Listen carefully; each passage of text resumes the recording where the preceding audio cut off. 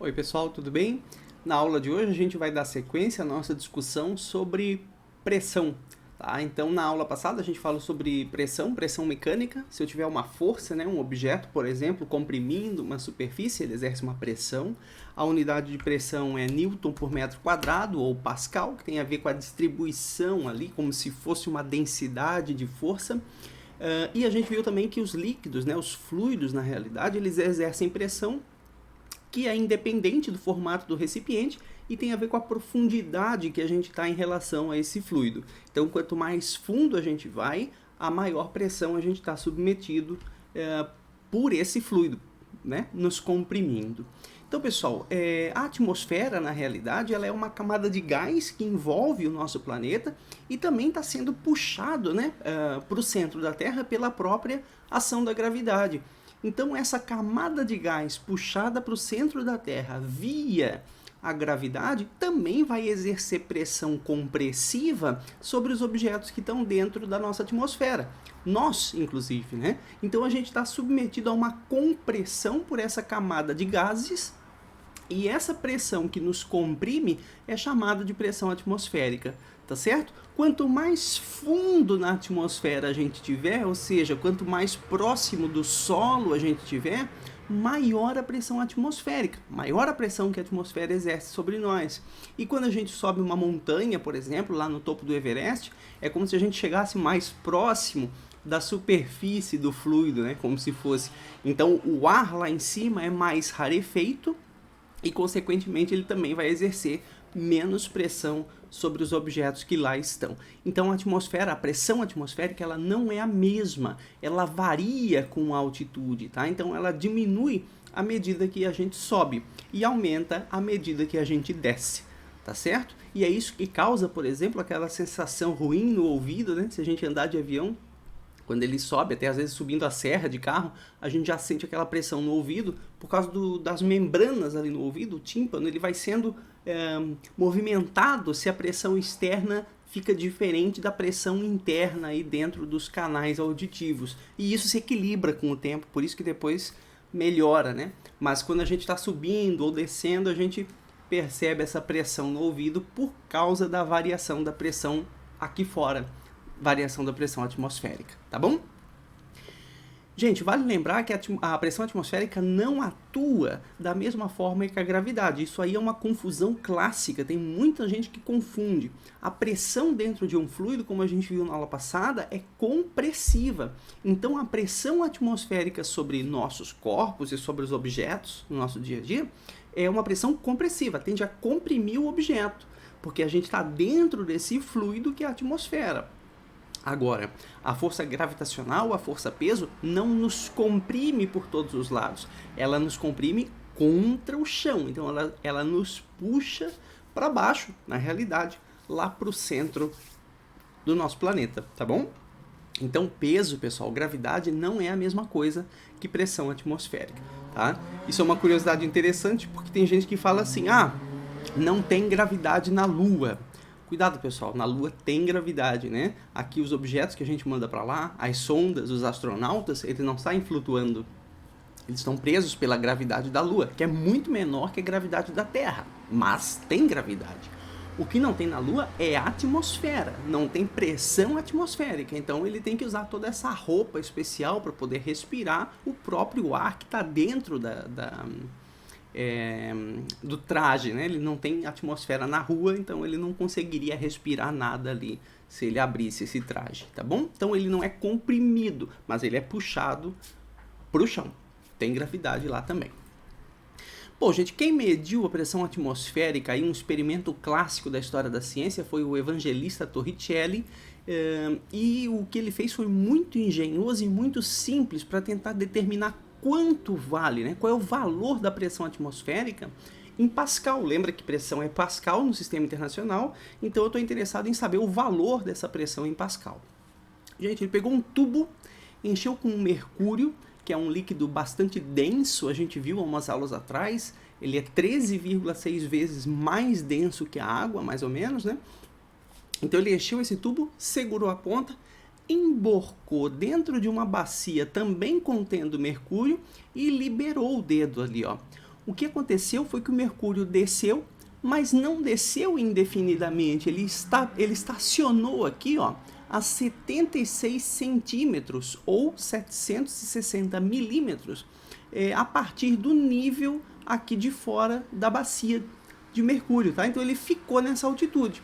Então aqui dentro, né, a gente tem uma formação do que a gente chama de vácuo torriceliano, ou seja, não tem atmosfera aqui, né, porque ele estava completamente preenchido. Então a hora que o Mercúrio desce, aqui forma um tipo de vácuo, né, não tem pressão atmosférica aqui. Então aqui embaixo, ó, gente, isso é muito importante, da coluninha de Mercúrio, a gente só tem pressão exercida pelo Mercúrio, tá certo? Porque aqui é vácuo, então aqui só tem pressão exercida pelo Mercúrio, e aqui fora, ó, na bacia, a parte que está aberta, a gente tem justamente a pressão atmosférica comprimindo a superfície daquele Mercúrio que está ali. E essa coluninha se estabilizou ao nível do mar em 76 centímetros ou 760 milímetros, ou os americanos gostam muito, né, em polegadas, 29,92 polegadas é a altura da coluninha de Mercúrio. Tá? Então o que a gente faz, né, isso é independente do formato, como a gente já falou na aula passada, a pressão na base de um líquido, portanto aqui embaixo, né, é independente do formato desse tubo e, portanto, independente da inclinação, né, gente? Então cuida que isso é uma questão clássica. Mesmo se eu inclinar o tubo aqui do experimento de Torricelli, a altura do líquido vai continuar sendo 76 centímetros ou 760 milímetros até o nível externo, tá bom? E aí a pergunta é essa, será que eu posso usar esse esquema para saber quanto é a pressão atmosférica em Pascal? E essa pressão atmosférica eu vou chamar de P0, tá? Então pressão atmosférica ao nível do mar, P0. Bom, gente, se vocês lembrarem da aula passada, vocês vão ver que a gente viu um teorema chamado Teorema de Stevin, dos vasos comunicantes. Isso aqui não deixa de ser vasos comunicantes, né? Eu tenho essa bacia e eu tenho esse vidro aqui, esse outro sistema. E no fundo eles podem trocar fluidos, né? Então não deixa de ser um vaso comunicante. E a gente viu que se eu pegasse pontos do mesmo líquido, pode voltar lá na aula anterior, pontos do mesmo líquido, no mesmo nível em relação ao nível onde esse líquido se encontra, em relação à altura, né? Se eu pegar pontos na mesma altura em relação ao topo do líquido, esses pontos têm que estar submetidos à mesma pressão. A gente viu isso lá. Então, a diferença de pressão entre dois pontos no mesmo líquido só depende da diferença de altura. E aí, se eu pego dois pontos, olha aqui, ó, um aqui fora, submetido à pressão atmosférica, e um aqui dentro, submetido só à pressão da coluninha de Mercúrio, porque aqui é vácuo, então a pressão de A e B tem que ser igual, né? Tem que ser iguais porque as alturas de A e B em relação ao topo do líquido são iguais. Então, se as profundidades aqui são iguais, as pressões são iguais, né? Então, PA igual a PB. Agora a pergunta, então, quem que exerce pressão em cima do ponto A? Não tem líquido mais ali em cima, é só a atmosfera, P0, que é quem nós estamos chamando.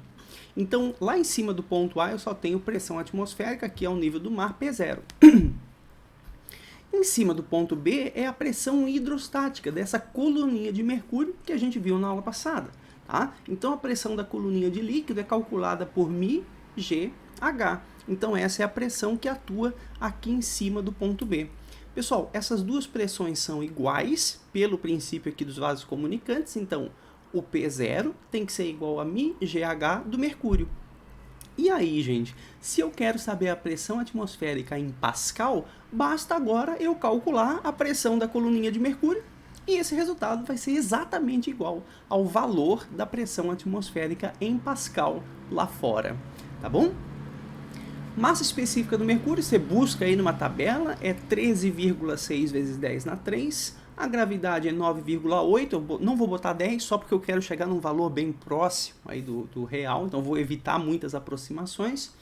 E o H é 76 centímetros, né? Que em metros tem que ser 0,76. Então, se a gente trocar aqui, ó, a gente chega no valor de P0, 1,013 vezes 10 na 5 Pascal. Então, a pressão atmosférica é bem alta, né, gente? 10 a 5 é 100 mil. Então, isso aí é 100 mil, na verdade, pascal aproximadamente, tá? Então a gente pode, inclusive esse 1,013 aqui, a gente pode eventualmente desprezar. Para a gente aqui na disciplina, a gente vai arredondar para 1, tá? Então, 1 vezes 10 na 5, ou seja, 100.000 pascal. Essa é a pressão atmosférica ao nível do mar no sistema internacional, tá, gente? Então, 100.000 pascal. Falou pressão atmosférica, sistema internacional, 100.000 pascal. E a gente calcula por esse princípiozinho do vaso comunicante, é uma boa ferramenta para a gente saber a pressão da atmosfera. Lembra, pessoal, que 76 centímetros é o nível do mar, né? Então, se a gente fosse para altitudes maiores e repetisse o experimento de Torricelli, esses 76 centímetros seria menor. A gente chegaria a valores menores da coluna de mercúrio, tá bom? E aí vocês vão ouvir falar muito numa unidade de pressão também chamada milímetro de mercúrio. Fica bem claro agora o porquê, né? A pressão atmosférica equivale a 760 milímetros de mercúrio ao nível do mar. Por quê? Porque a pressão da atmosfera é a mesma que a pressão na base de uma coluna de 76 centímetros de mercúrio. Então, por isso que aparece essa outra unidade aí, 760 milímetros de mercúrio. E uma outra curiosidade ainda em relação ao experimento do Torricelli, né? Por que ele não foi feito com água? Essa é uma pergunta clássica. Gente, pensa que a água é um líquido bem menos denso que o mercúrio, tá? Então, se a gente quisesse repetir o experimento de Torricelli com água, como ele é menos denso, a coluna de água necessária para exercer a mesma pressão que toda a atmosfera teria que ser uma coluna muito maior, porque a água é menos densa. Tá? Então, se eu quiser me perguntar qual é o tamanho aqui da coluna de água para ter a mesma pressão que a pressão da atmosfera, que no fundo é essa pergunta que eu estou fazendo aqui, eu calculo e vou mostrar para vocês o absurdo que vai dar e por que não é prático a gente fazer o experimento de Torricelli com água. Tá?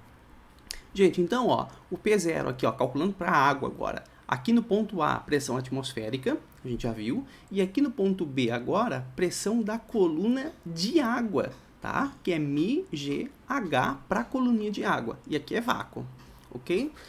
Então, ó, pressão P0 agora eu já sei. Em pascal é 100.000, que é 1 vezes 10 a 5. Se eu fizer com água, o μ da água é 1 vezes 10 a 3. O G agora eu vou arredondar para 10, só para ter uma noção da coluna de água. E o H aqui é o que eu quero saber, quanto vai dar essa coluninha. E aí, gente, vai dar cerca de 10 metros. Então, veja que cerca de 10 metros de água equivale aí embaixo, a pressão embaixo equivale à pressão atmosférica. Então, teria que ser um tubo bastante grande, aí, né? Não é nada prático. Por isso que o experimento de Torricelli é muito melhor feito com mercúrio do que com água, tá bom? Então, gente, outra coisa então que dá para concluir daqui, cerca de 10 metros de água. A cada 10 metros de água que a gente afunda, isso é interessante, né? A gente está submetido a mais 100.000 pascal de pressão. Ou seja, a pressão de uma atmosfera, né? A cada 100.000 pascal equivale à pressão de uma atmosfera ao nível do mar. Então, a cada 10 metros que a gente desce, é como se fosse mais uma atmosfera sobre as nossas cabeças, nos comprimindo aí por todos os lados, né? E aí, gente, então a gente fala de uma unidade chamada atmosferas, inclusive é isso que eu estou falando, né? Então vocês vão ver uma unidade de pressão, além de pascal, além de milímetro de mercúrio, existe a unidade atmosfera.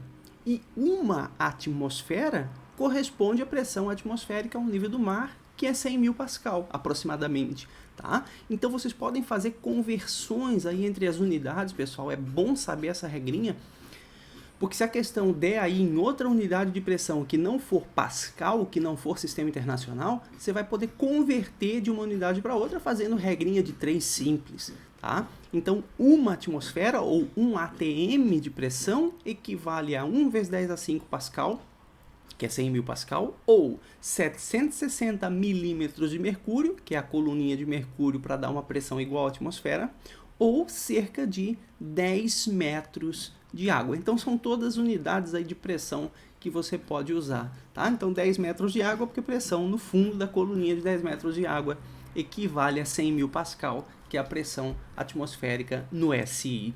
Tá bom? Então, pessoal, se vocês precisarem converter aí, fiquem ligados, pode usar todas essas unidades de pressão nos problemas que vocês forem resolver. Em geral, se vocês botarem tudo no SI, não esqueça, tem que ser tudo em Pascal, tá, gente? Não nas outras. Então, nesse caso, agora que a gente sabe que a atmosfera também exerce pressão, não tem muito que a gente perder tempo aqui, é só complementar o que a gente viu na aula passada. Então, se eu tenho um copo de água e eu tenho um ponto qualquer aqui dentro, eu posso perguntar, olha, qual é a pressão hidrostática no ponto P? Pressão hidrostática é a exercida pela coluna de líquido, que foi o que a gente viu. Então, adaptando aqui, né, modelando o meu sistema como sendo um copo d'água aqui, um ponto P aqui, a pressão hidrostática é simplesmente μGH, a gente já viu. Independente de volume, independente de formato, μGH. Onde H é essa profundidade, né, entre o ponto e a altura aqui, e a superfície exposta aí do líquido, tá? Bom, gente, essa é a pressão hidrostática. Mas o que eu quero complementar agora? Às vezes a questão pode perguntar assim, qual é a pressão total no ponto P? Ou pode perguntar qual é a pressão no ponto P, sem se referir a qual pressão ela está falando. Gente, se eu perguntar qual é a pressão, eu estou me referindo à pressão total, não à pressão hidrostática. Tá? Então, se ele pergunta pressão total ou pressão no ponto P, você tem que lembrar agora, a novidade dessa aula é que aqui fora, ó, fora do copo, acima do líquido, tem pressão atmosférica. Tá? E se ele não falar que está em alta altitude, você considera P0 pressão atmosférica a nível do mar. Então, aqui fora tem pressão atmosférica, e aí a pressão total no ponto P é a pressão da coluna de líquido, que é μGH, mais a pressão que está lá fora, também comprimindo isso aí para baixo, que é a pressão da atmosfera. Tá? Então, a pressão total no ponto P é P0 mais μGH. Essa é a complementação que a gente precisa na aula de hoje. Ou se ele falar só a pressão no ponto P, repito, P0 mais μGH. Tá bom? Se forem... Ah, bom, tá. Deixa eu colocar um exemplo clássico aí, né? Clássico esse aqui. Então, se for assim, um mergulhador está a 20 metros de profundidade na água. Qual é a pressão a que ele está submetido? E qual a pressão hidrostática sobre ele? Veja, são duas perguntas. Então, gente, vamos até aproveitar para não precisar ficar fazendo muita conta, senão a gente teria que fazer a conta com essas duas fórmulas, tá? É só trocar os valores aqui e fazer a conta. Você vai ver que ele a 20 metros de profundidade, lembra da regrinha, se não quiser fazer a conta, cada 10 metros de água aproximadamente equivale a uma atmosfera de pressão, ou 100 mil pascal. Né? Então, se ele está a 20 metros lá embaixo, ele está a 2 atmosferas de pressão só pela água, mais uma atmosfera de pressão lá fora, que é a pressão atmosférica. Então, se eu pergunto qual é a pressão total sobre ele, é 3 atmosferas. Se eu fizer a conta por aqui, 100 mil mais μGH vai dar 300 mil. Tá? Então, a pressão total é 3 atm, se eu faço a conta por aqui, gente. Pode até fazer e testar, sugiro que você faça isso. Pausa o vídeo, faz a conta para garantir que você sabe fazer. Tá? E qual a pressão hidrostática? Bom, se é só hidrostática, é só da água. Então, μGH, você vai chegar no valor 200 mil pascal ou 2 atm. Então, gente, cuida, tá? Isso aí são perguntas clássicas. Você não pode bobear na hora de responder. Então, só fazer a continha por aqui ou lembrar da ideia que 10 metros de água equivale aproximadamente a 1 atm ou 100 mil pascal. Bom, se você tiver líquidos immiscíveis, ou seja, líquidos que não se misturam, você também pode fazer a pergunta, qual é a pressão aqui nesse ponto P? Tá? Então, primeiro, vamos perguntar qual a pressão hidrostática. Gente, pressão hidrostática exercida pelas colunas de líquido, tá, pessoal? Então, se eu estou me referindo à coluna de líquido, agora eu não tenho uma coluna de líquido só, eu tenho duas. Eu tenho óleo e água. Então, modelando aqui meu sistema, ó, a pressão hidrostática nesse ponto é μGH. Mas espera aí um pouco. μGH de quem? μGH dos dois líquidos que estão em cima pressionando esse ponto P. Então, a pressão hidrostática é μ1GH1 e μ2GH2. Tá? μ1 e μ2 são as massas específicas dos líquidos e as alturas H1 e H2, aí cuidado, gente. Não é, por exemplo, do líquido azul aqui da água, o H que você vai colocar para a água, não é até lá em cima, tá? é só até onde acaba a água. E a altura do outro líquido é só o quanto máximo de altura ele tem aqui. Então cuida, tá, gente? Isso aqui é muito complicado. Tem gente que pega os dois Hs até em cima. É uma loucura. Não. Os Hs são os Hs dos líquidos. Então, o Mi1GH1 é o máximo do óleo e o Mi2GH2 não é o máximo da água, porque não vai até embaixo. O ponto está por aqui assim, então esse é o H2 que você vai considerar, tá bom? E se ele perguntar a pressão total no ponto P, a gente agora não tem mais o que perder tempo. Aqui na rua a gente sabe agora que tem pressão atmosférica, então a pressão total, você soma a pressão atmosférica aos valores que você obteve anteriormente. Tá certo? Então essa é a pressão total aqui no ponto P. Bom, dito isso, a gente tem agora que apresentar para vocês uma outra escala de pressão que é muito comum e também bastante aplicada, que é a chamada pressão manométrica. Tá? A pressão manométrica de um ponto ela é definida como a pressão total naquele ponto menos a atmosfera. Ou seja, a atmosfera é usada como referência para você determinar a pressão de um ponto. Então, se a pressão de um ponto é maior que a atmosférica, a pressão manométrica vai ser positiva. Se a pressão de um ponto é menor que a atmosférica, a hora que eu subtraio a atmosférica, vai dar um valor negativo. Então, a pressão manométrica, ela usa a atmosfera como referência. Tá bom, pessoal? Então, ó, a pressão manométrica de um ponto, PM, P é a pressão absoluta, ou a pressão total daquele ponto que eu estou analisando, e o P0 é a pressão atmosférica de referência para a gente comparar essas pressões. Então, vamos ver um exemplo, ó, só para vocês se ambientarem com essa unidade. A pressão absoluta, ou a pressão total, ela só vai ser zero num vácuo perfeito, né? Num vácuo absoluto.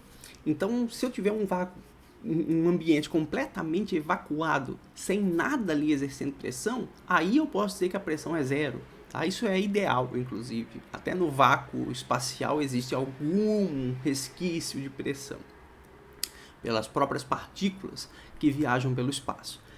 Bom, mas vamos lá. Então, se eu tiver o vácuo perfeito, ideal, eu vou ter uma pressão de 0 Pascal. Pressão absoluta, em vermelho aqui, tá, gente? Então, a pressão absoluta começa de 0 se eu tiver o vácuo perfeito. A pressão atmosférica, na escala absoluta, a gente já sabe, acabamos de fazer a conta. É 100.000 Pascal, ou 1 vezes 10 a 5 Pascal, ou 1 atm de pressão. Tá? Então, a pressão atmosférica aqui, ó, na escala absoluta, 100.000 Pascal ou 1 atm.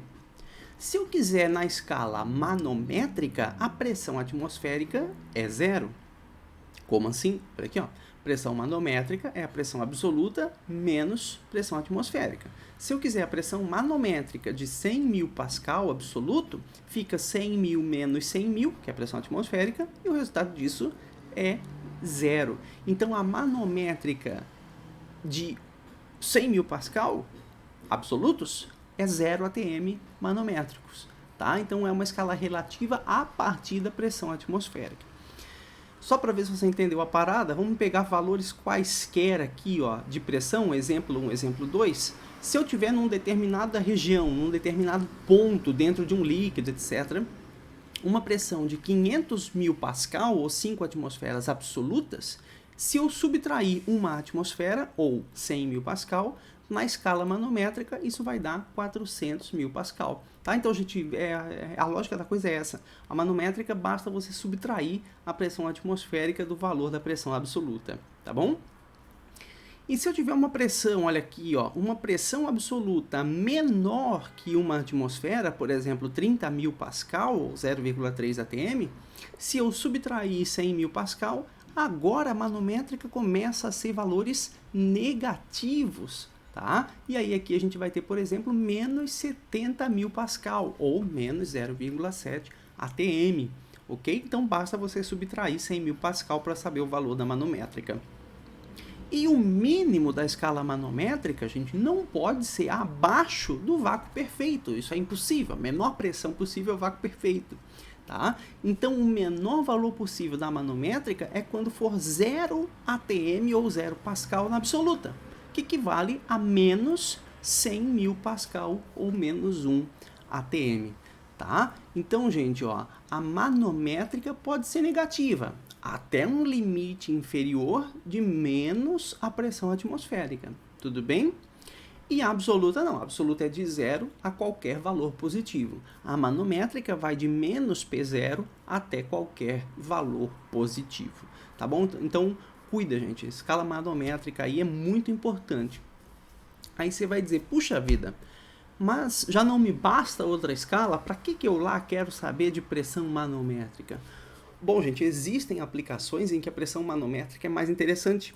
O próprio exemplo do mergulhador é clássico, né? O mergulhador está muito mais interessado na pressão que a água exerce sobre ele do que na pressão total, né? E a pressão total que ele está submetido lá no fundo da água é P0, que é a atmosfera lá fora, mais μgh. Essa é a pressão total. Se eu pegar a pressão total e subtrair a atmosfera para chegar na manométrica, você vai ver que a manométrica que ele está submetido é μgh, que é a própria pressão da água. E é isso que interessa para ele, porque ele não está preocupado se lá fora tem pressão atmosférica, ele já vive na pressão atmosférica, a gente já vive na pressão atmosférica. Então, quando a gente mergulha na água, nos interessa muito mais saber a pressão manométrica, que nesse caso é a própria pressão hidrostática, do que a pressão total. A pressão total tem pouca utilidade para o mergulhador, tem mais utilidade se a gente quiser fazer conta, né? Mas para o mergulhador ele está muito mais interessado na manométrica. E outro exemplo são os cilindros de gás aí em indústrias, por exemplo, em hospitais, né, que precisam de gás de respiração. Tem pouca utilidade saber a pressão total dentro desses cilindros. A gente muito mais se interessa pela pressão manométrica. Por quê? Porque eu quero saber se quando eu abrir o cilindro vai realmente sair gás ou a atmosfera vai entrar dentro do cilindro. Tá? E isso quem decide é se a pressão dentro do cilindro é maior que a atmosférica ou menor que a atmosférica. Se for maior, a pressão manométrica vai ser positiva e o cilindro vai funcionar. Se a manométrica for menor que se a pressão do cilindro for menor que a atmosférica, a manométrica vai ser negativa e aí é como se a atmosfera pudesse entrar no cilindro se eu abrir. Então é outro exemplo em que a pressão manométrica é mais interessante, né, do que a absoluta para ser usada tecnologicamente. Então é bom saber que existe essa outra escala e saber calcular essa pressão manométrica aí. Bom, gente, dito isso, nessa parte agora, o que eu vou mostrar para vocês são os vasos comunicantes. Ou seja, são recipientes, né, que podem trocar fluidos entre si.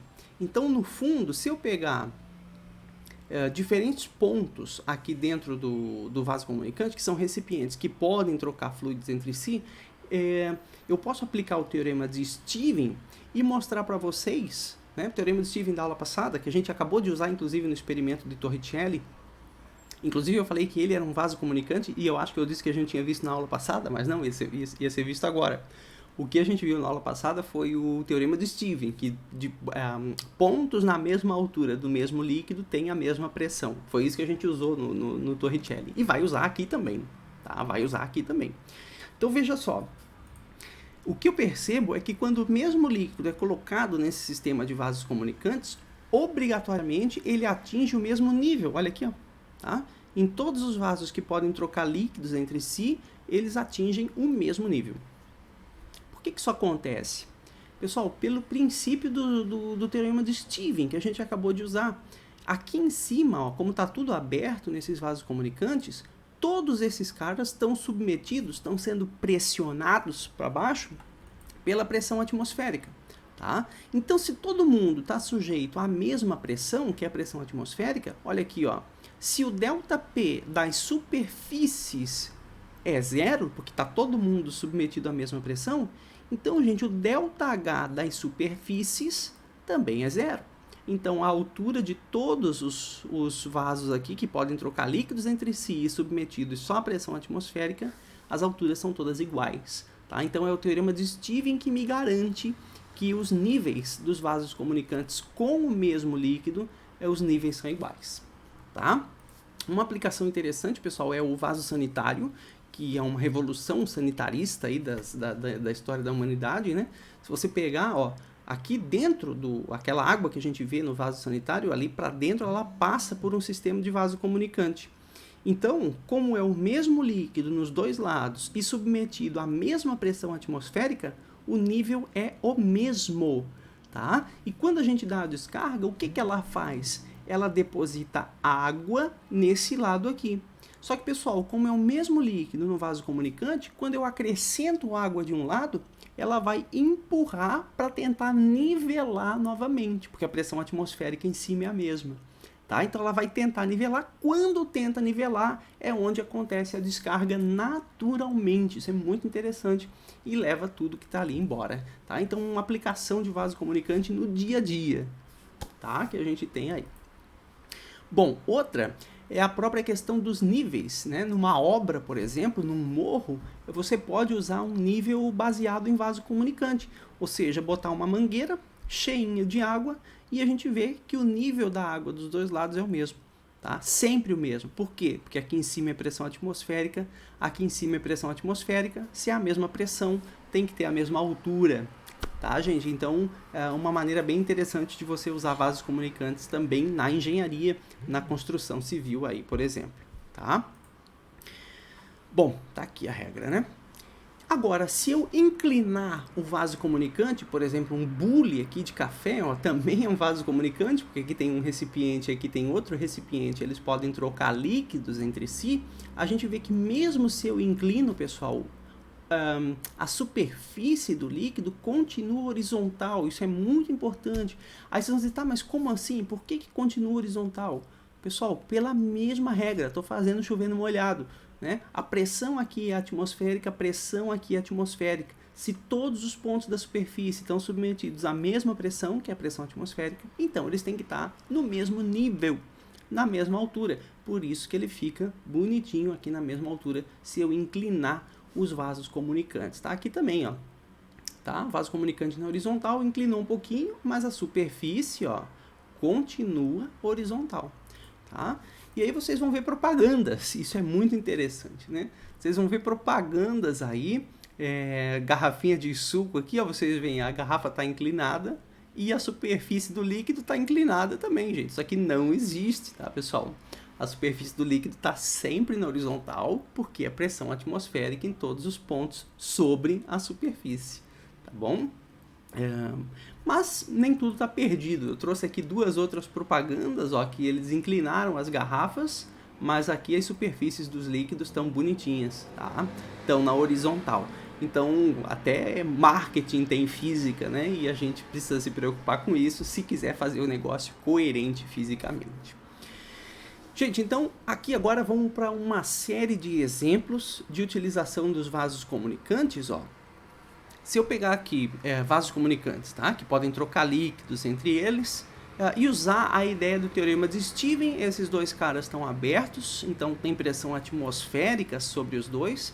E eu quero descrever matematicamente esse sistema. Então eu vou mostrar para vocês que usando a ideia do teorema de Stevens, a gente pode resolver um monte de problema com vasos comunicantes, tá?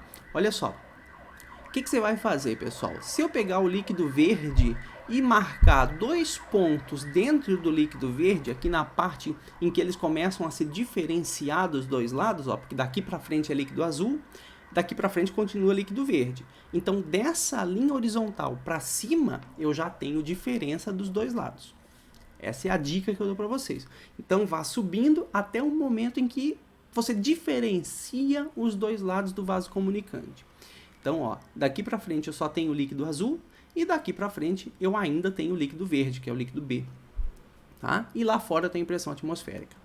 Pessoal, como esses pontos 1 e 2 estão dentro do líquido verde, é o meu limite que eu posso subir dentro do líquido verde antes de diferenciar, então o meu ponto 1 e ponto 2 estão dentro do líquido verde, pessoal, vamos lá, e estão na mesma altura, tá, gente? Se eles estão dentro do líquido verde e na mesma altura, eles estão submetidos à mesma pressão, P1, P2. Tá? Teorema de Stevens. Diferença de altura tem a ver com diferença de pressão. Se eles estão na mesma altura, dentro do mesmo líquido em equilíbrio, eles estão à mesma pressão. Agora a pergunta, quem que exerce pressão em cima do ponto A, pessoal? Olha lá, a atmosfera, mais a coluna de líquido azul, MiAGHA, que é a altura do líquido A. Não até embaixo, tá? Até o ponto. Quem que exerce pressão em cima do ponto 2? P0 mais MiBGHB, onde HB é só essa distância, hein, gente? Não é até lá embaixo. Embora tenha líquido verde, líquido B até lá embaixo, o ponto de análise é aqui, ó, tá bom? Então fica, ó, P1, P0 mais MiAGHA e em cima do ponto 2, P0 mais MiBGHB. Tá beleza? Bom, gente, tem P0 dos dois lados, né? Somando, eu posso simplesmente desprezar, cortar esses P0s, vai ficar MiAGHA igual a MiBGHB. Bom, aí vai ter G multiplicando dos dois lados, eu posso cancelar G. Então, olha que interessante, numa situação dessa, eu chego que a massa específica do A vezes a altura do líquido A é igual à massa específica do líquido B vezes a altura do líquido B. Ou seja, só olhando essa figura, gente, olha aqui, ó, nesses dois pontos, 1 e 2, eu vejo que uma coluninha menor de líquido verde equilibra a pressão de uma coluninha maior de líquido A. Qual que é o líquido mais denso? Não precisa nem fazer conta, é o verde, é o líquido B. Tá? Porque no meu ponto de referência, uma coluninha menor dele exerce a mesma pressão que uma coluna maior do líquido A. Tá? Então, se eles fossem igualmente densos, por exemplo, eles ficariam com a mesma altura dos dois lados. E se o líquido A fosse mais denso e não pudesse descer para o fundo do recipiente, porque às vezes ele vai poder descer, se ele não puder descer para o fundo e for mais denso, aí ele vai ficar com uma coluninha menor e o líquido verde vai ficar com uma coluninha maior. Então, essa é a relação que vale e essa brincadeira com as alturas é legal para saber quem é o mais denso, tá, gente? Então, é isso aí. Agora vocês vão dizer assim, tá, professor, mas então eu decoro essa fórmula e vale para qualquer vaso comunicante. Não, gente. Eu vou fazer vários exemplos, tá? Teorema de Stevens é o que você tem que saber, ou seja, pegar o mesmo líquido, na mesma altura, repetindo, e aplicar a ideia da igualdade de pressão. Então, olha aí, ó. Outro vaso comunicante mais maluco, cheio de líquido, tá? Então, o líquido C, que é esse aí verde, um líquido B, que é o azul, um líquido A, que é esse alaranjadinho, e aqui agora está fechado para a atmosfera, não tem pressão atmosférica aqui. Ah, meu Deus, o que é que eu faço para resolver? Pessoal, vai subindo, mesma regra, ó, vai subindo até o momento que diferencia os dois lados, que é essa horizontal aqui. Tá? Diferenciou o líquido dos dois lados, marca 2 pontos, ponto 1, ponto 2. E aí, como são 2 pontos no mesmo líquido em equilíbrio, na mesma altura, eles estão submetidos à mesma pressão. Vale isso, guarde isso. Tá? Quem que exerce pressão em cima do ponto 1? P0 mais MiG esse H aqui. Então, MiCGHC em cima do ponto 1. Quem que exerce pressão em cima do ponto 2? Líquido azul, líquido alaranjado e não tem atmosfera, porque está fechado aqui. Tá? Então, fica MiAGHA mais MiBGHB. Tá? Aí não posso cancelar ninguém, não posso cancelar o G, não posso cancelar o P0.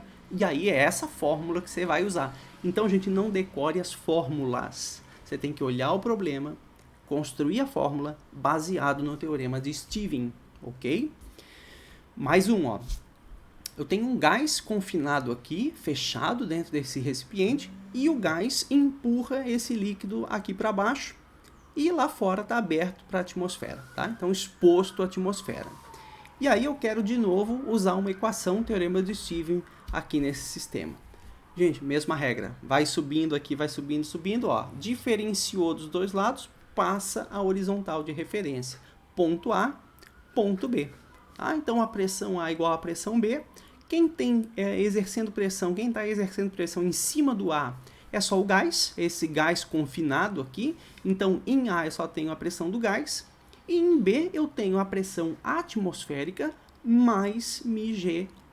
Esse H aqui, não até embaixo, hein, gente? Tá? Então, a pressão do gás equivale a P0 mais MiGH. De novo, não tem que decorar a fórmula, tem que entender a ideia e aplicar a ideia. Mais um exemplo, olha só. Aqui cuidado, né? Numa questão ela vai explicar bonitinho para vocês, ó. Parece que está aberto aqui, parece que está aberto aqui. Mas aqui agora a questão fala que dentro dessa abertura, na verdade ela está conectada a uma bomba hidráulica que pressiona o ar aqui para dentro, de modo que a pressão aqui dentro dessa câmara não é igual à pressão atmosférica. É maior que a pressão atmosférica. Então tem uma pressão de uma bomba aqui empurrando o ar para baixo, e aqui sim, aqui está aberto para a atmosfera P0, tá? E aí, vamos resolver. Pessoal, o teorema de Stevens, ó, vai subindo, subindo, até diferenciar dos dois lados. Quando isso acontece aqui, marca 2 pontos, ponto 1, ponto 2, nessa horizontal de referência, e a pressão desses pontos são iguais, pela milionésima vez, ok? Quem que está exercendo pressão em cima do ponto 1, amados? É só a pressão que está nessa câmara aqui, ó. E a pressão que está nessa câmara é a pressão da bomba, a pressão que a bomba gera nesse ambiente. Quem que exerce pressão em cima do ponto 2? É a pressão atmosférica, que está lá na rua, mais μgh, dessa coluninha de líquido, tá? Então, a pressão da bomba é P0 mais μgh. Bom, não acabou, tem outra zebra aqui ainda, né? Que é o H, é a altura, é a profundidade aqui em relação à superfície. Então, esse é o H, ó, da referência até a superfície. Ah, professor, mas a questão não deu o H. É verdade, a questão deu o L aqui para nós. Gente, então você tem que tirar um triângulozinho aqui, pessoal. Tira um triângulozinho, ó, entre o L, o H, que me interessa, e aqui o ângulo θ, que a questão forneceu. Tá? Que é a inclinação aqui desse tubo. Então, você tem o ângulo θ. E aí eu tiro o H, né? Que é simplesmente L vezes seno. Aí brinca no triângulo retângulo aí, com a trigonometria. Você vai achar a relação entre o H e o L. Joga lá. E aí a pressão da bomba, P0 mais μgL, que é essa distância aqui, seno de θ. Tá? Então, é isso aí que você tem que fazer. Deixa eu comentar ainda uma outra aplicação interessante dessa aula, que é a ideia do canudinho, que não deixa de ser um vaso comunicante, né? A gente tem um copo, né, e um canudinho, e eles podem trocar líquidos entre si. Então, pessoal, se você simplesmente mergulhar o canudinho dentro do copo, o nível do líquido dentro e fora do canudinho é o mesmo, porque ambos estão sujeitos à pressão atmosférica. Como que a gente consegue tomar de canudinho? Essa é a aplicação que eu quero falar para vocês. Você bota a boca, fecha, né, a sua boca em volta do canudo e faz o mecanismo de sucção. Você inspira o ar dentro da boca. Quando você faz isso, você está diminuindo a pressão aqui dentro do canudinho, ó, graças à sucção. Se você diminui a pressão dentro do canudinho e a pressão lá fora, que é a atmosférica, não sofreu nenhuma mudança, pessoal, quem faz o líquido subir pela sua boca é a atmosfera. É a atmosfera empurrando lá fora e a sucção que você fez aqui só serve para diminuir a pressão. Quem empurra é a atmosfera. Tá? Então, a atmosfera empurra para o líquido subir e atingir a sua boca, né? Na Lua, por exemplo, se você estivesse na Lua, lembra que eu falei? Não tem pressão atmosférica. Então, se você estivesse na Lua, seria impossível você tomar de canudinho, porque você não conseguiria fazer sucção em cima de vácuo, né? E aí não tem a pressão atmosférica para empurrar. Tomar de canudinho na Lua não funciona, tá? E se você fosse tão violento a ponto de fazer uma sucção perfeita, um vácuo perfeito, absoluto dentro da boca, qual é o máximo mesmo de altura que o canudinho poderia ter? 10 metros, né? Que é o que equivale aí à pressão de uma atmosfera. Ela não conseguiria empurrar mais do que isso. Então, se a gente succionar ao ponto de fazer uma pressão absoluta, o canudinho teria no máximo 10 metros. Isso é muito legal. Tá? Então, uma aplicação curiosa aí da nossa vida que tem tudo a ver com vasos comunicantes também. Bom, agora a gente vai falar do princípio de Pascal, depois fazer um exemplo, que vai ser uma matemática bem trabalhosinha, para encerrar nossa aula. Gente, a ideia é a seguinte, ó, do princípio de Pascal, se eu tiver um fluido em equilíbrio, tá, e produzir uma variação de pressão nesse fluido, essa variação se transfere integralmente para todos os pontos do fluido. Então eu gosto de mostrar que se eu tiver aqui um recipiente furado, tá, então com alguns furinhos, um balão aí furado, e eu vou lá e empurro um êmbolo para baixo, eu estou variando a pressão, porque se eu não fizer força nenhuma, tem a pressão hidrostática normal de todos os pontos, mas se eu empurrar o êmbolo, eu vario a pressão. Num líquido ideal, num fluido ideal incompressível, toda variação de pressão que eu causar, ela se transfere para todos os pontos. Então, ó, todos os pontos furados vão começar a jorrar água graças a essa variação de pressão que eu causei. Então, essa variação se transfere, gente. Essa é a ideia do princípio de Pascal. Se transfere para todos os pontos. Tá bom? Inclusive, é importante a gente lembrar que os líquidos reais e os gases reais, né, os gases das nossas vidas aí, eles não são incompressíveis, né? Eu posso pegar uma seringa, por exemplo, fechar a ponta e empurrar o ar, você vai ver que o êmbolo comprime o ar ali dentro. Então ele não é incompressível. Mas quando a gente trabalha com líquidos, líquidos são muito menos compressíveis do que gases. Se eu encher a seringa com líquido, segurar na ponta e empurrar, eu não vou conseguir comprimir o líquido, não de forma visível, pelo menos. Então ele é muito mais incompressível. Tá? Então o princípio de Pascal vale muito mais para líquidos do nosso dia a dia do que para gases do nosso dia a dia, porque os gases são muito mais compressíveis. Tá? Inclusive, como isso vale muito mais para líquidos, existe uma técnica de pesca, que a gente diz que é pesca por rojão, que é você produzir uma explosão dentro da água. Tem tudo a ver com o princípio de Pascal, ou seja, se eu explodo alguma coisa dentro da água, eu estou variando a pressão naquele momento que a explosão aconteceu. Como o líquido é muito menos compressível que um gás, essa variação de pressão se transfere a todos os pontos. E se tiver algum peixe dando sopa por ali, ele acaba morrendo, né, pela variação de pressão da explosão. E aí eles vão boiando lá, o pescador vai tirando os peixes. Então, princípio de Pascal aplicado na pesca, tá? Então você varia a pressão e essa variação se transfere a todos os pontos. É isso que é o princípio de Pascal. Num fluido do dia a dia, isso não é perfeito, mas ainda assim vale em certa aproximação para a gente entender como é que funciona. E a principal aplicação aí do nosso dia a dia para o princípio de Pascal são as chamadas máquinas hidráulicas, ou seja, vamos lá, a gente entender aqui, ó. Eu tenho um sistema de vaso comunicante com fluido, em geral é óleo, tá, de máquina hidráulica, então você tem um fluido aqui dentro e eles podem trocar fluidos entre si, esses dois recipientes. E aí o que eu faço? Eu aplico uma força no êmbolo lá num dos lados do vaso comunicante. Pessoal, se eu aplicar uma força numa determinada área aqui do êmbolo, ó, força sobre área é pressão. Então, acompanhe comigo. Se eu aplico essa força, eu estou variando a pressão nesse lado aqui, nessa região do fluido. Pessoal, pelo princípio de Pascal, essa variação de pressão se transfere integralmente para os outros pontos, se for ideal. Ou seja, vamos lá, essa parede aqui vai ser empurrada para cima. Essa aqui vai ser empurrada para baixo. Essa aqui vai ser empurrada para o lado. Todo mundo vai ser empurrado para fora. A mesma variação de pressão que eu causei empurra todo mundo para fora. Só que lá do outro lado eu tenho uma parede móvel, que é outro êmbolo. Então aqui eu vou ter um efeito perceptível de movimento, porque é a única parede que pode se mover. Tá? Então eu apliquei essa variação de pressão aqui, que vai gerar movimento lá do outro lado pela subida desse outro êmbolo.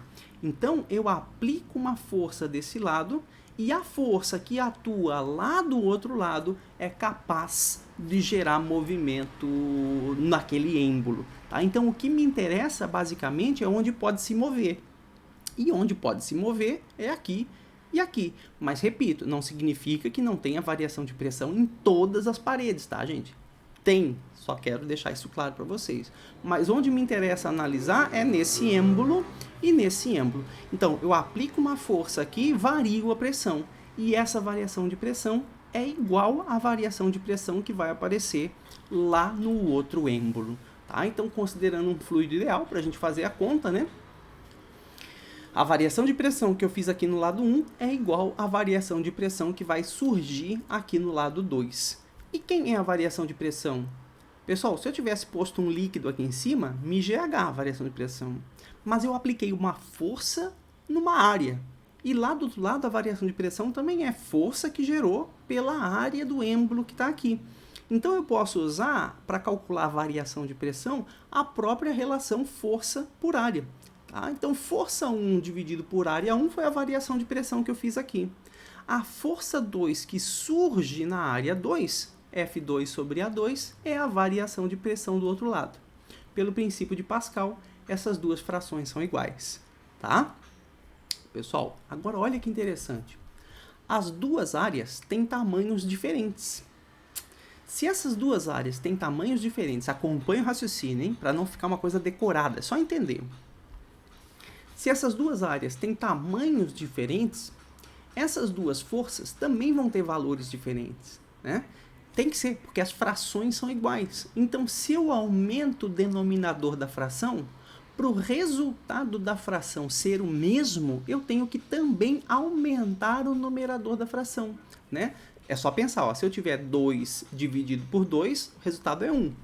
Se o meu 2 embaixo virar 4, para o resultado continuar sendo 1, o meu numerador tem que virar 4 também, ou seja, aumentar junto. Tá? Então, existe uma relação diretamente proporcional entre a força e a área no mesmo êmbolo. Se a área é maior, a força é maior. Se a área é menor, a força é menor. Então, no fundo, gente, né, se eu tenho a área 2 maior que a área 1, a força que surge aqui na área 2 tem que ser em módulo maior que a força que surge ou que eu apliquei lá na área 1. Em outras palavras, por que isso aqui é uma máquina tão importante? Porque a gente multiplica força por causa desse princípio que você tem que entender. Tá? Então, eu aplico uma força pequena na área pequena e, pelo princípio de Pascal, tem que surgir uma força grande na área grande. Então, eu faço uma força pequena e aplico lá no outro lado uma força grande. Tá? Então, um dispositivo multiplicador de forças. Ok, então se esse dispositivo multiplica força, eu posso perguntar, multiplica por quanto? Aí a gente determina, a gente chama uma grandeza chamada vantagem mecânica, que é esse V maiúsculo cursivo, tá? Então esse V maiúsculo cursivo, que eu gosto de chamar assim, é o fator de multiplicação. Ou seja, pessoal, se eu apliquei uma força de 10 newtons e ganhei 20 newtons, então o meu fator de multiplicação é 2. É bem simples essa vantagem, é quantas vezes foi multiplicada. Se eu apliquei 10 newtons e tirei 90, meu fator de multiplicação é 9. Tá? Então essa vantagem ela te diz isso, quantas vezes a tua força aumentou lá na área grande em relação à área pequena. Bom, para calcular isso, basta fazer a razão das forças, tá? Então, é a força na área grande dividido pela força na área pequena. Então, essa fração vai te dar o fator multiplicativo ou a vantagem mecânica dessa máquina. Pessoal, se você quiser, né, F2 dividido por F1 é a mesma coisa que eu passar o A2 para lá, né? E também dividir A2 por A1. Tá? Então, qualquer uma dessas duas formas de calcular vai te dar a vantagem mecânica da máquina de Pascal, da máquina hidráulica. Ok, então a gente sabe que essa máquina multiplica a força. Eu aplico uma força pequena na área pequena, ganho uma força grande na área grande.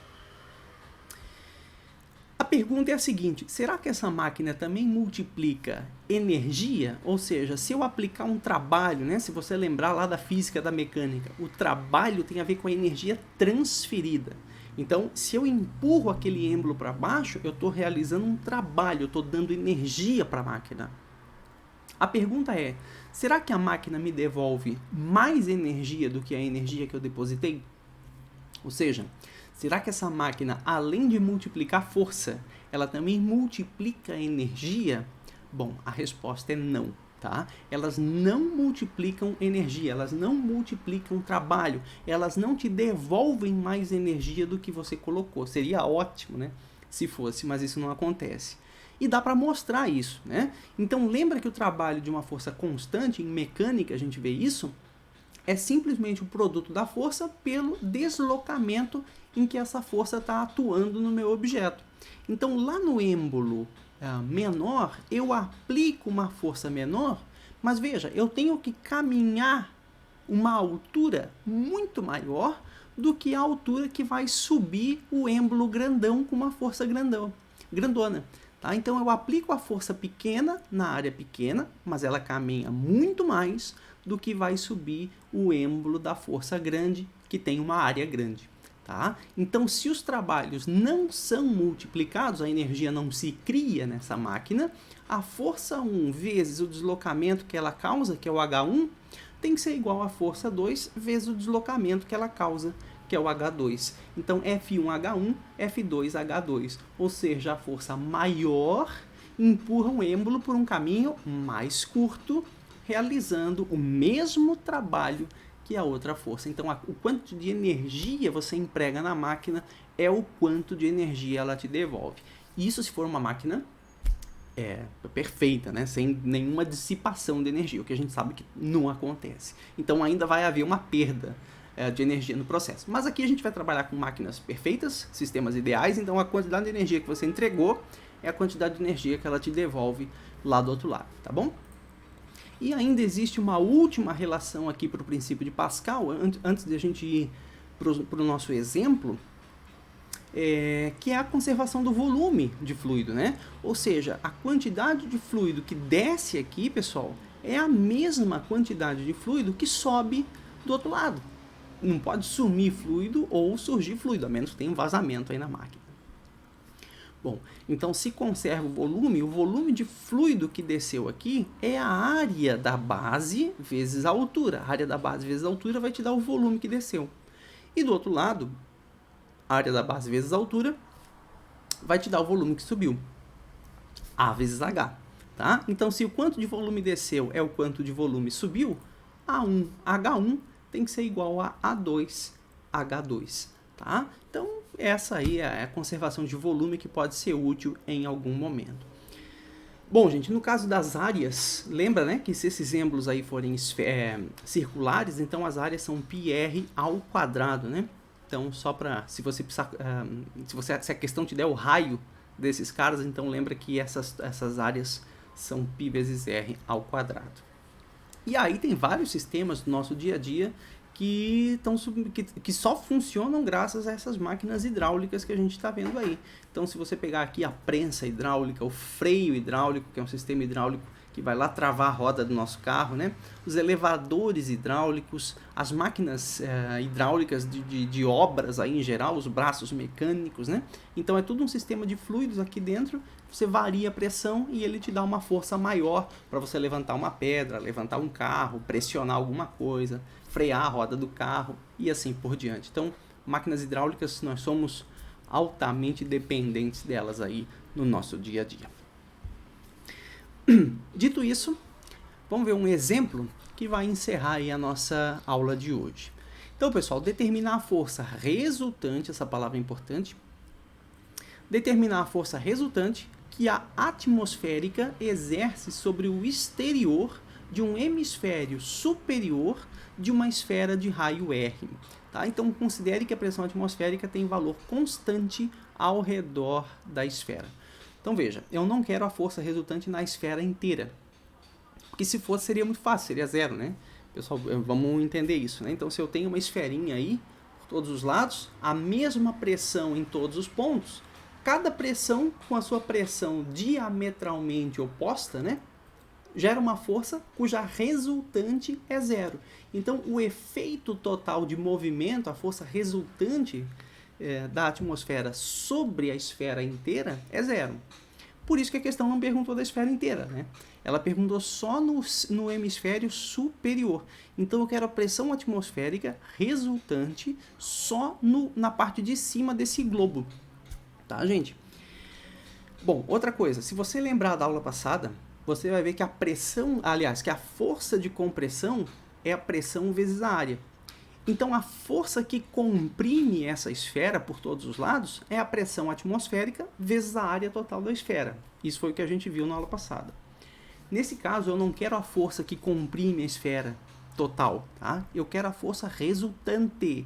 De novo, a ideia de que forças que estão diametralmente opostas têm resultante zero. Aí você tem que começar a levar em conta esse efeito da força resultante.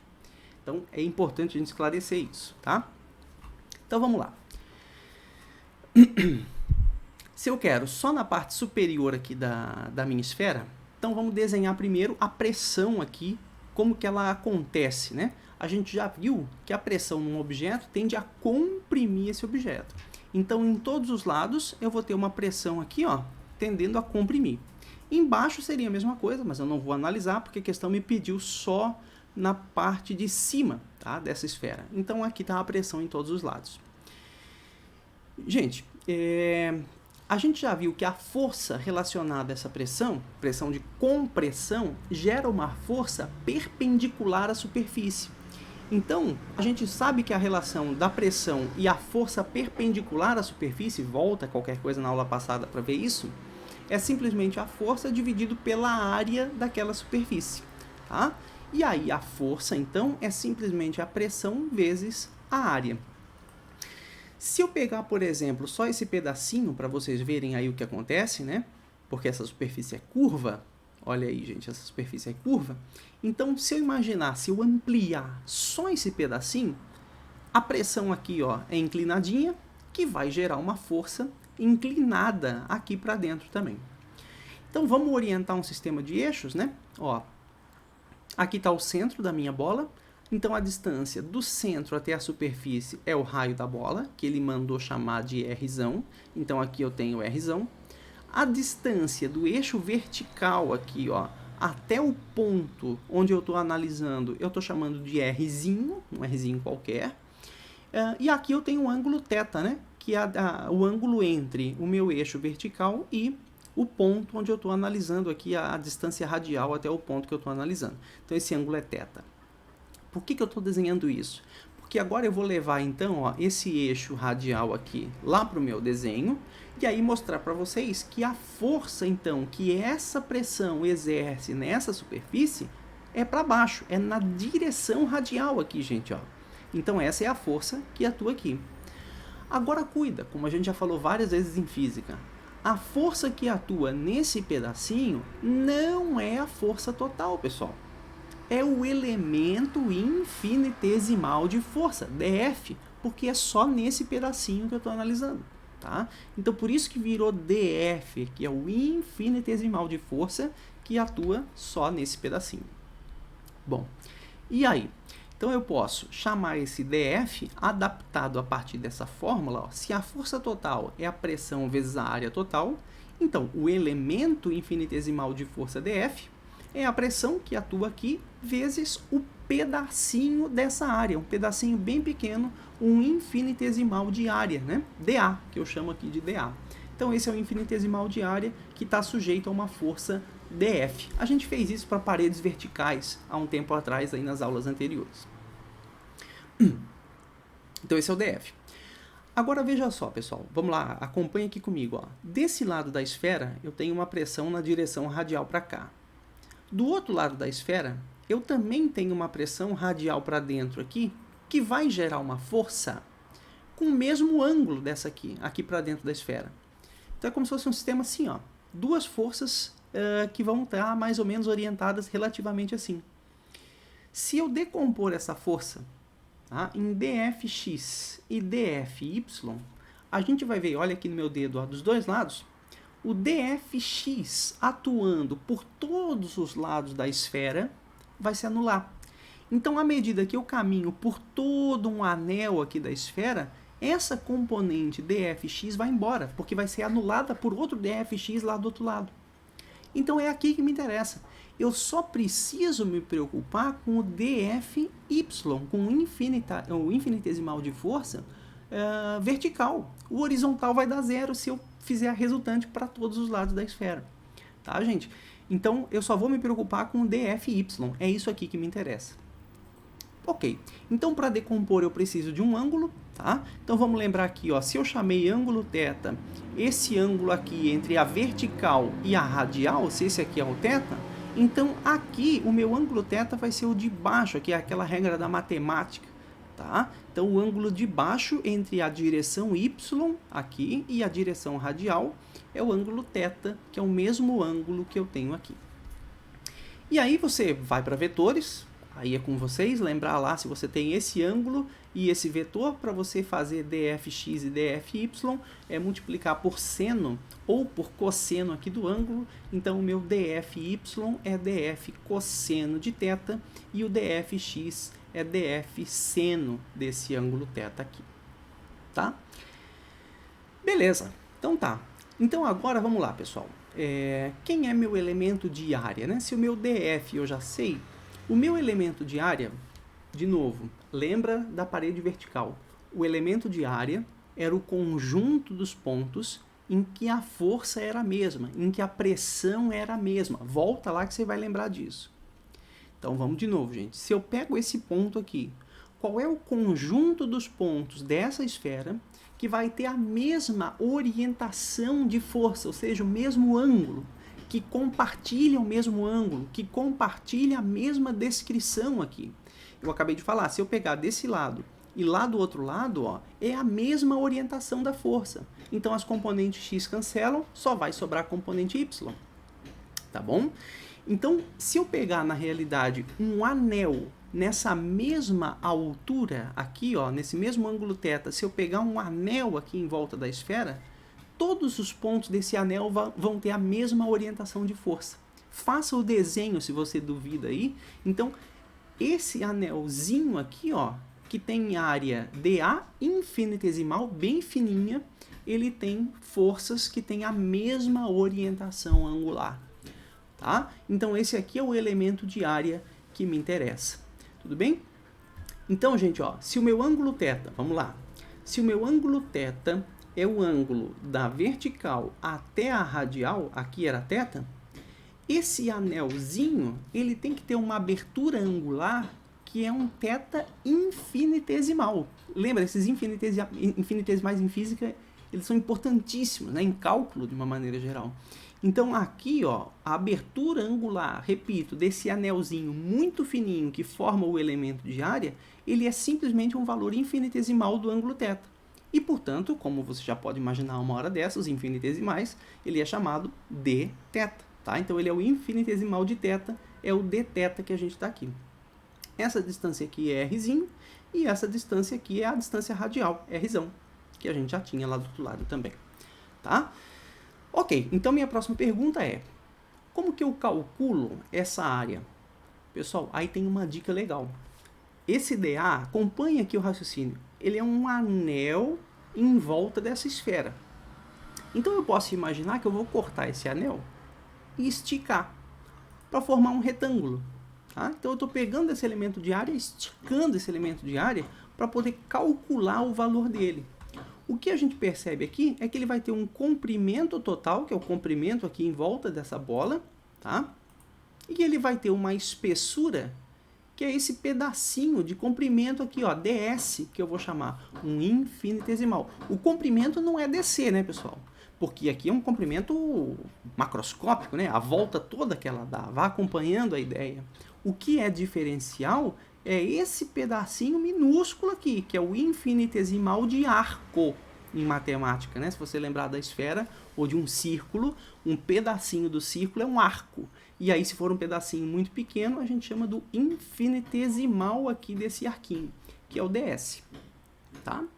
Então é isso, o nosso elemento de área é esse anelzinho aqui, que eu estico, então ele tem comprimento c, espessura infinitesimal, ds, e aí a área é simplesmente base vezes altura, a base é c e a altura é ds. Então o nosso dA é c vezes ds. Pessoal, o c é o comprimento desse anel. O raio desse anelzinho não é rzão, hein, gente? O raio desse anelzinho é o próprio rzinho, ó, do centro do anel até a borda. Do centro do anel até a borda. Então, o comprimento desse arquinho C aqui, ó, é o comprimento da circunferência. 2π rzinho, não 2π rzão, hein, gente? Porque o raio dele é rzinho aqui, ó. Tá? Então, isso aqui é 2π rzinho. Joga lá. E eu só vou precisar ainda me preocupar com o ds. Vamos para a matemática. Se eu tenho um arco completo, né? Se eu tenho um arco completo, o comprimento desse arco completo é 2π vezes o raio.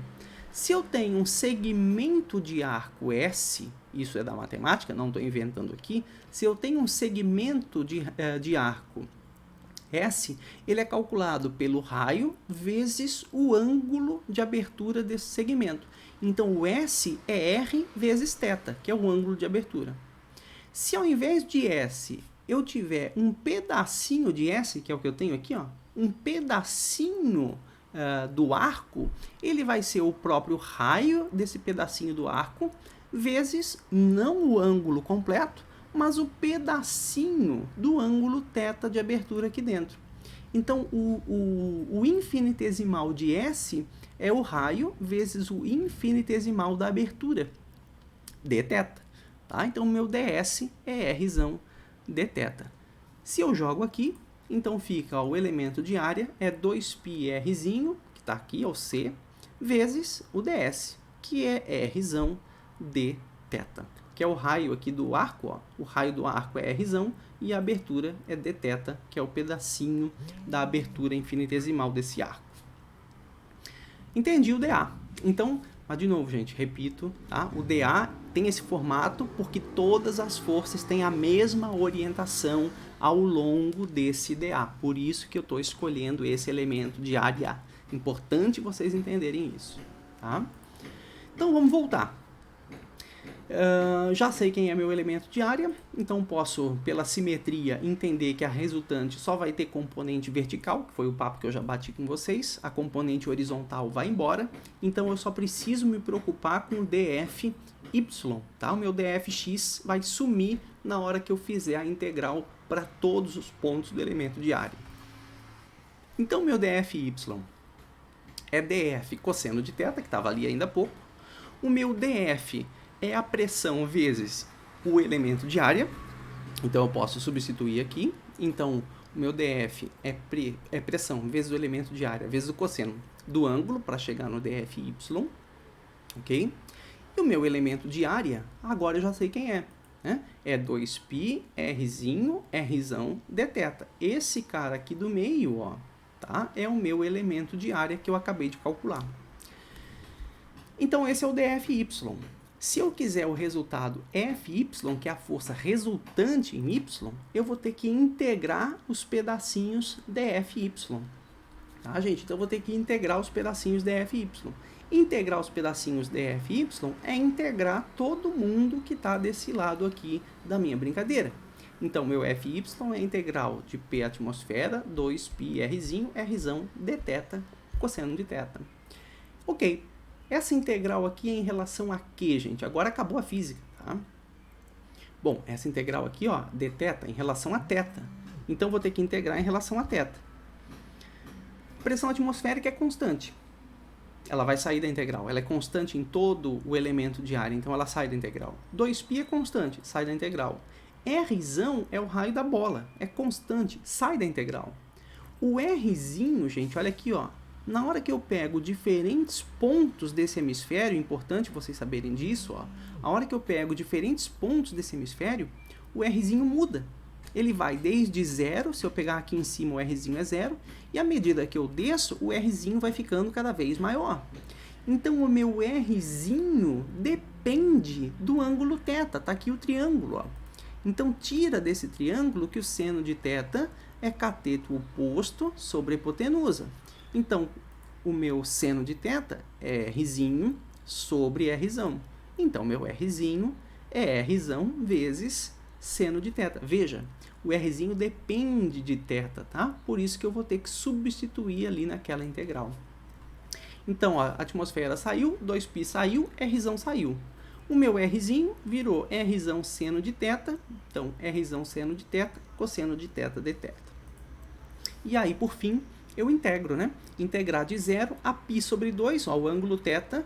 Para a gente pegar todo o hemisfério aqui, gente, ó, o meu ângulo θ varia desde 0, aqui em cima, até aqui, quando eu chego no limite do hemisfério superior, quando o ângulo θ vale 90 graus, que é π sobre 2 radianos. Então, essa é a força Y resultante que empurra esse hemisfério para baixo. Então, pressão atmosférica, 2π Rzão quadrado, integral de 0 a π sobre 2, seno de θ, cosseno de θ dθ. Bom, gente, aí vai lá, né? Matemática para que te quero. Como que eu resolvo essa integral? Essa aqui é simples de resolver por substituição, tá? Você pode chamar o seno de θ aqui de u. Então, se o meu u é seno de θ, a derivada du dθ, né? Derivada de seno é cosseno, então du dθ é cosseno de θ. Então, o meu du é cosseno de θ dθ, se eu passar o dθ para o outro lado. Tá? Então, o meu du é cosseno de θ dθ. E aí, essa integral fica simplesmente u du, né? Porque cosseno de θ é du. Tá? Então, essa integral toda fica u du, que é u ao quadrado sobre 2 mais a constante de integração. Só que na hora que eu resolvo aqui para os limites final e inicial, a constante não me interessa, ela cancela, vai embora. Então, só preciso me preocupar com o seno ao quadrado de θ sobre 2, que é u, né? Que é o resultado aqui da integral, aplicado de 0 a π sobre 2, que é 1 meio, né? Então, seno de π sobre 2 eleva o resultado ao quadrado, seno de 0 eleva ao quadrado, um menos o outro, parará, você vai chegar no resultado 1 meio. Então, toda essa integral aqui vale 1 meio.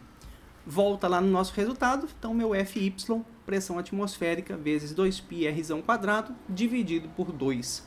Resultado, a força resultante, final, gente, resultado, então, ó, a força resultante sobre o hemisfério superior, ela vale pressão atmosférica, que foi considerada constante em todos os pontos, estava lá na questão, vezes πr².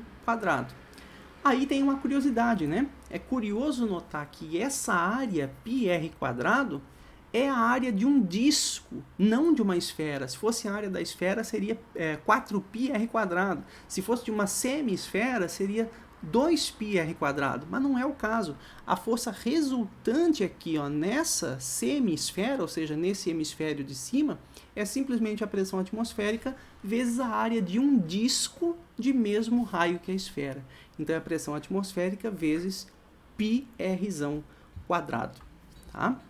Então, isso é curioso, é uma demonstração interessante e é uma questão clássica dos livros, mostrar que a força que a atmosfera exerce em uma semi-esfera, a força resultante é a pressão atmosférica vezes a área de um disco de mesmo raio que a esfera. Então é bem complicado, já fiz de propósito, uma questão complicada, tem que treinar bem e entender o passo a passo direitinho para poder demonstrar matematicamente que a força tem esse valor aqui, tá?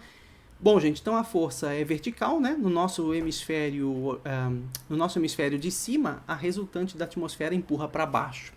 Se fosse, pessoal, a força no hemisfério de baixo, a pressão atmosférica empurraria para cima. Se fosse no hemisfério direito, a força empurraria para a esquerda, mas tudo com esse módulo aqui, tá? E outra coisa que é legal comentar é que se fosse uma pressão de dentro para fora, tá? Então, se dentro da bola tivesse uma pressão, um gás ali, exercendo força para fora, a força que esse gás exerceria na parede superior, na semisfera superior, pode ser calculada pelo mesmo processo, tá? Então, esse resultado é muito geral para semisferas, tanto faz se é pressão de fora para dentro ou pressão de dentro para fora, tá? Desde que a pressão seja igual em todos os pontos, aí você pode usar esse resultado aqui. Tá beleza? Então, gente, foi complicado, sei que foi, mas é para vocês crescerem matematicamente também e começarem a resolver problemas complicados. Não tem como a gente fugir dessa matemática aí. Beleza? Então, próxima aula, seguimos o jogo. Um abraço e até lá.